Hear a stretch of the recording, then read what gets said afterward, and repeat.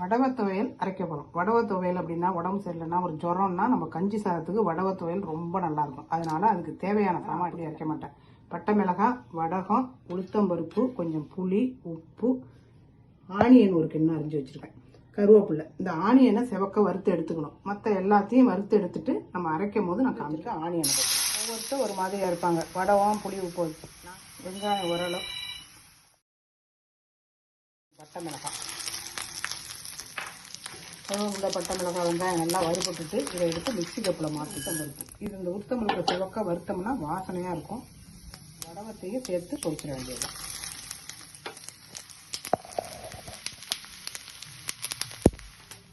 உப்பு, புளி, கொஞ்சம் உப்பு தேவைக்கு இருக்கும். ஏன்னா உரிச்சு வச்ச வடகம் எல்லாத்தையும் வச்சு அரைச்சிட்டு வந்துட்டு காமிக்கிறேன். மற்றத்தையும் எடுத்து வச்சு